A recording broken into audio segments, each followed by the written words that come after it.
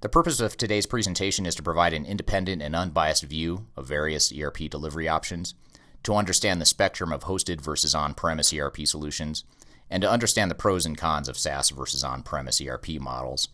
Finally, we want to provide an evaluation checklist to help you find the right solution for your organization. Before we get started in the meat of today's presentation, we want to talk a little bit about ERP options and delivery options. The first is traditional on-premise ERP, and this is what most people think of when they think of ERP. They think of software that's hosted on-site, the company owns the software licenses, and you have the ability to configure and customize the software as needed. Software as a service, on the other hand, is a subscription-based ERP that is actually hosted externally, and you don't actually own the software. You're basically subscribing to the software or leasing the software. There's a bit less flexibility to customize the software relative to on-premise ERP, and a good way to understand SaaS versus on-premise ERP is that SaaS is more like leasing a car, whereas on-premise ERP is more like buying a car. There's certain cost trade-offs, flexibility trade-offs, etc. There's kind of a middle ground as well. There's the hybrid solution approach, which is somewhat combining the best of both worlds of SaaS versus on-premise ERP. These are single company-specific instances of ERP software that's hosted externally from the company. It combines the flexibility of on-premise ERP with the outsourced philosophy of SaaS. And you also have the ability to move your instance, your externally hosted instance in-house at a later date, or vice versa. If you start in-house, you can always move it off-site as well. And many traditional ERP softwares are beginning to provide these type of solutions to respond to the interests in and growth of the SaaS model. So what are some of the common messages that you're going to hear from SaaS vendors if you haven't already? Some of the things you'll hear is that SaaS provides faster and easier deployment, guaranteed uptime, faster return on investment, lower cost of ownership, reduced IT resource needs, and the implementations are less disruptive to the business. Some of these are true in some cases, and some of them are not always true. And regardless of whether they're true or false, one thing we want to look at is what are some of the trade-offs of SaaS. Every ERP option is going to have pros and cons and trade-offs, so it's important to understand not only the strengths of the SaaS model, but also some of the potential challenges and limitations. The first challenge is limited customization relative to on-premise. Many solutions provide somewhat of a limited ability to truly customize the software. You're generally going to be able to personalize and configure the software and set it up in a way that you want to. But if your business processes are not aligned with the software, it's generally going to be a little bit more difficult to change the software to fit the processes you want to have in place if it doesn't do it out of the box. Software vendors, or some of the software vendors, are getting better at this and providing tools that provide more powerful and more robust customization tools. But in general, the way the market is right now, most of the SaaS products have less flexibility on the customization front. When it comes to integration into legacy systems can be more challenging, and it's oftentimes limited, the types of integration you can do with your legacy systems. Data security can be an issue for a lot of clients. As a customer, you must trust the SaaS vendor security system and their processes. And operational transparency is a bit limited compared to what kind of transparency you would have to your IT operations if you were hosting the software in-house. You don't have the clear visibility into the system's health and operations the same way as you would if you were hosting the software internally. Some of the additional challenges of SaaS include some long-term costs. There are oftentimes hidden costs that you don't always think about when you're first implementing a SaaS model.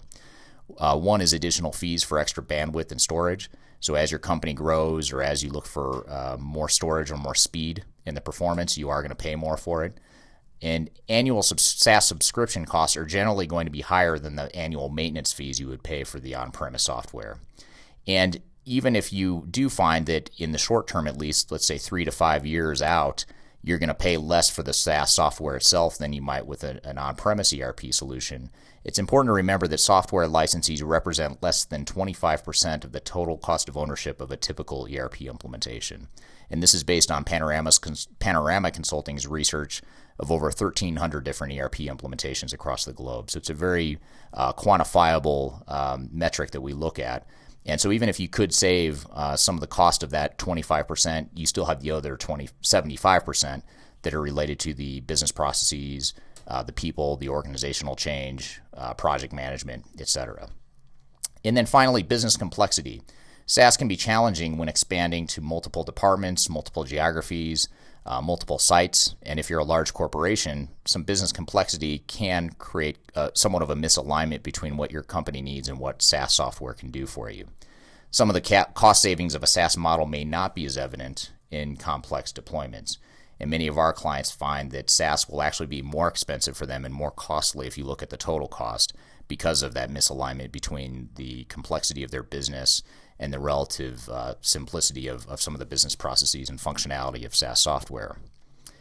And then the final challenge to note is organizational change. Software is rarely the hard part of an implementation, so getting the software up and running and to come up on your computer and actually see the software is the easy part. The hard part is changing your organization's business processes and your people to adapt to the new business processes. So at the end of the day, whether it's SaaS or whether it's on-premise ERP, implementations are difficult to manage, and it's important not to underestimate that fact. So the relative inflexibility of SaaS and the relative inability to change the processes within the software to the degree that you generally can with on-premise ERP can magnify some of those organizational change management challenges. So one thing we do with our clients is we go through a checklist, a very detailed checklist, and these are just some examples from that checklist to determine whether or not SaaS or on-premise is the right path for them. And some things to think about is there a need for a highly customized solution? Do you need to integrate with other applications? Are there certain features that are missing from the SaaS software if you're looking at SaaS solutions? What kind of time frame do you have to deploy? What kind of IT staff and skills do you have internally? What type of IT infrastructure do you have? And how big of a change will the software entail? And when you answer questions like that, you're generally going to find, if we look at two sides of the spectrum, you're generally going to find that SaaS is a better fit for companies that have simple or vanilla business processes. They have processes that are immature or undefined, and therefore they're more flexible in terms of adapting to the SaaS business processes. Employees generally have a lower tenure, haven't been around as long, and there's not as much embedded business processes that are harder to change. You have a fairly stable company with little change to your business processes required. You're a small to mid-sized company. You don't have IT skills or infrastructure on staff, and you don't have the need for integration with other systems, and you don't have the need or the desire to control your IT systems in-house. If that's the case, if you're that type of company, then SaaS is generally going to be a better fit for you. On the other hand, if you're a complex business with unique business processes, or you have well-established business processes that provide you with a competitive advantage relative to your industry peers, if your employees have been around for a long time, you're in an environment where your company is constantly changing or evolving, you're a mid to large company, you're global, you're sophisticated with your IT skills, you have a well-established IT infrastructure, you have the need to integrate with other applications, and you require control of your internal IT systems, then on-premise is generally going to be a better fit for you. And then obviously there's the in-between. There's companies that don't fall on either side of the spectrum, but they're kind of in between. In those cases, hybrid solutions often make sense for them. But either way, it's important to be realistic. SaaS can be a good option, but it's not for everyone. ERP isn't about the software, it's about people and business processes. And it's important to remember that whether you're talking SaaS or traditional ERP or any type of software implementation. And adapting to new business processes and systems is challenges. And it's also important to remember that there are many ERP options in the marketplace, both in terms of vendors and delivery options. So be sure to consider them all. And you want to make sure you're not short-sighted and to protect yourself in the long term. So some things about Panorama Consulting, if you are interested in looking to us for help with your ERP initiatives, we are a niche consulting firm that focuses exclusively on ERP consulting. We have experience with over 100 different ERP solutions, including SaaS and non-SaaS solutions. We have depth in a number of industry verticals, and we provide three primary offerings: software selection, implementation, project management, organizational change management, and benefits realization is the third. And then finally, we are ERP vendor independent and neutral, so we don't have a horse in the race, and we're not here to sell software. Some of our clients you may recognize. We also work with a number of mid-sized